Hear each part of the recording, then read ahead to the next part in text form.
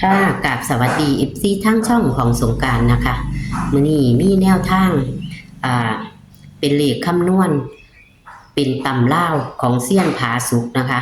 มาฝากพี่น้องเซียนผาสุกบางหนึ่งหันมื้อวานนี้กะรุดนะคะพี่น้องรุดเทิงเลขวิ่งเทิงเลขจับคู่นะคะเพิ่นก็ขอโทษขออภัยนะคะพี่น้องเพิ่นว่าถ้ารุดบัดนี้เพิ่นก็จะเปลี่ยนสูตรใหม่ค่ะพี่น้องแต่ว่าในมื้อนี้วันที่5พฤษภาคมเป็นตำลาววันที่5พฤษภาคม69ตำลาวเฮามื้อนี้เพิ่นก็มีมาฝากนิ่นๆอย่างละ2หางพี่น้อง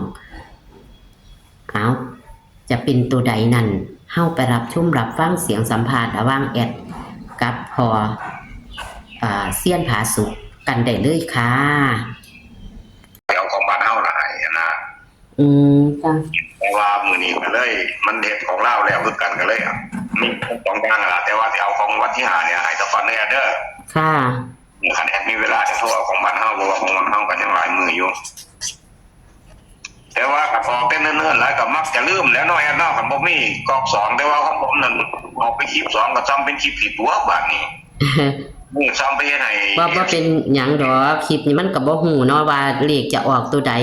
คันมีแนวทางก็ให้2โลดค่ะก็เบิ่งจังนึงก็คล้ายๆกับเป็นคลิปหลอกกันนะก็บ่แม่นหลอกดอกค่ะแต่ว่าก็ลงแต่ต้นงวดก็มักจะลืมอยู่ในเนาะแอดเนาะแต่เฮาก็ยังลืมเนาะแต่เฮาผู้เฮ็ดก็ยังลืมว่าลืมอีหลีล่ะมันโดนอยู่เด้เพราะว่ากับมามั่วน้ำเลขลาวเลขหยังไปก็ลืมไปแล้วของไทยเฮาเนาะแต่ว่าหังออกบ่กระดอกกระเดียบ่ดอกมันออกไปจังสั่นเนาะมันก็ล็อกดีบ่หรือเขาล็อกบ่เพราะว่าขึ้นไปทั่วแล้วเนาะเฮาบ่รู้เนาะวันที่5ก็หลุดแล้วว่างานเนาะมันแต้มเดียวไหนเด้อก็คือผมเว้าล่ะผมจับให้บ่ถูกอ่ะมัน19เนาะมันออกเนาะของผมมันมี29อยู่หั่นค่ะแบบเนี่ยมันเป็น39น่ะมันนิดเดียวแต่วิ่งผมมันหลุดตอนเลขวิ่งบ่หลุดเนี่ยก็ถือกันล่ะ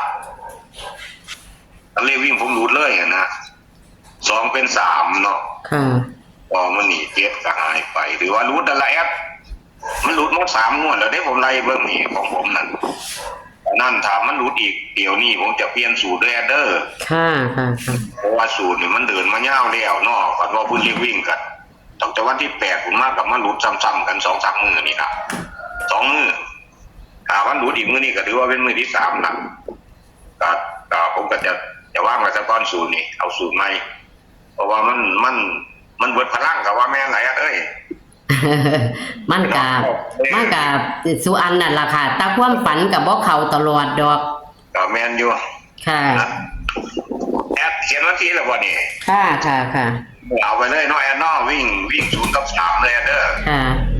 บนล่างน้ำกันวิ่ง0กับ3บนล่างด้วยกันจับคู่กันที่4ชุดคือเก่าล่ะมี43 43แล้วก็มี373แล้วก็60เนี่ย71นี่ล่ะ4ชุดนี่ล่ะแอดเน้นโต73กับ71แน่เด้อ73 71เน้น2ชุดบนล่างด้วยกันวันนี้เอาโต๊ะกันนี่แอด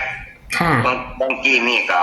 โต๊ะกันกับพวกข่าวบ่หยังล่ะแต่ว่ามันมีเลขดื่มอยู่ในแอดเพราะว่าผมคำนวณแล้วเป็นหยังคือจับ0กับ3เนาะแต่ว่ามันมีเลขดื่มที่มันเคยออก7 9ออกยังไปพุ่นนะสิกลับมาออกผมเบิ่งแล้วว่า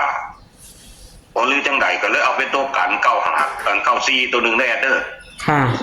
94ที่จริงก็อยากได้95นำนั่นล่ะแต่ว่าเอา94นี่ล่ะแล้วก็04ตัวนึงลังเทื่อ3เป็น4นะแอดค่ะนี่นะเพราะว่าคาดว่าเนาะมันเลขผมมันมักจะขึ้นแต้มลงอันขึ้นแต้มไว้คือเมื่อกี้นี่เนาะ38เนี่ยจริงๆมันก็เป็น39ก็ได้ตัวได้เนาะแอดเนาะมันก็เป็นตัวกลับซื่อๆก็ว่าขึ้นไปนิดนึง19มันออก91เนาะมันออกของผมอยู่นี่ก็29นะอันงวดเมื่อกี้นี่ว่าขึ้นแต้มลงแต้มแต้มคันบ่ออกตรงก็จะไปแบบนั้น เพราะว่าเลขวิ่งผมมันหลุดนะแอดว่าง่ายๆไป ค่ะ ถ้าเลขวิ่งผมสองนี่สองเป็นสองน่ะก็คือถือกันละ ค่ะ แต่ว่าเลขวิ่งผมมันผัดสองเป็นสามซะถึงแต้มหนึ่งจ้ะนะเจ็ดพันรูดนะมันก็เลยถือว่ารูดแต่ละไปเอามาเป็นพนัยบ่ได้เที่ยวนี่กันนี่ละเด้อแอดเดอร์ ค่ะ รับ9404เด้อ ค่ะ วันนี้เลข3ตัวนี่เอา173ตัวหนึ่งอีกตัวหนึ่งนั่นก็เอากระแตน้อยกันมานี่อนุญาตแอดอันกระแตแล้วมาพา จ้า173 173แล้ววันนี้340วันนี้340แล้ววันนี้671แอดตัวสุดท้ายผมใหม่3ชุดเด้อ ค่ะ 3ชุดผมเน้นตัวเน้นคือกันกับเลขกัน2ตัวละมี173ตัวหนึ่งอีกตัวหนึ่งกับ671นี่ล่ะเน้น2ชุดนี่ล่ะเน้น2ชุดนี่ล่ะคำว่าจับ03ก็คือ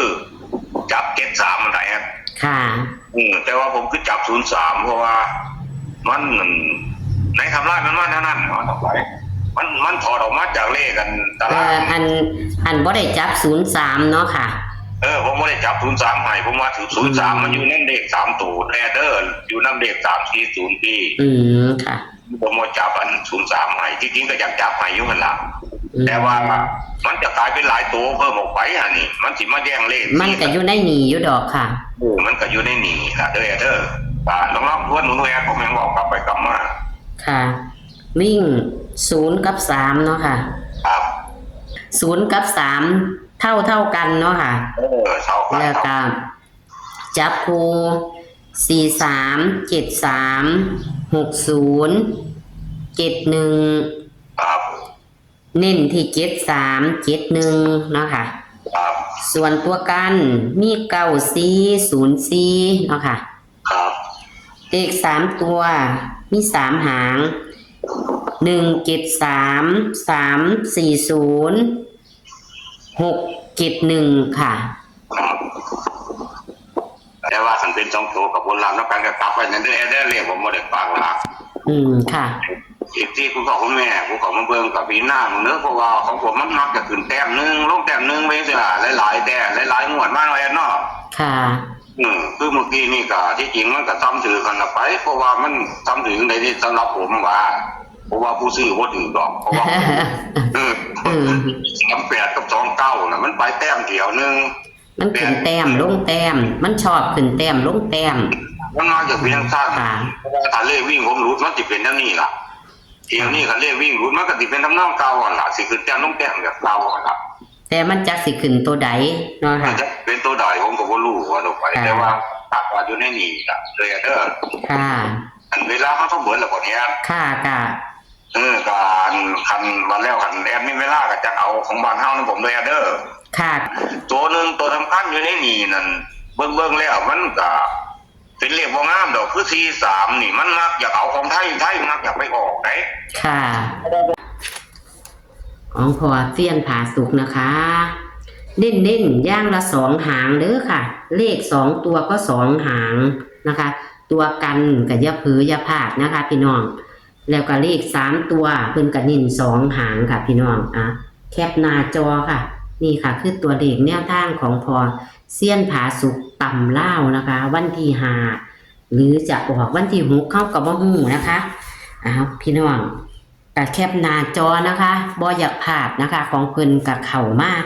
ติดต่อกันแล้วก็จังมาหลุดนะคะ พี่น้องคลิปนี้ก็ให้โชคให้หมานกับเซียนผาสุกต่ำเล่าววันที่5พฤษภาคม69ก็คือขอลงวันที่5ก่อนนะคะบ่รู้ว่ามันจะเป็นวันใดนะคะคลิปนี้ก็โชคมันกับเซียนผาสุกค่ะพี่น้องสวัสดีค่ะ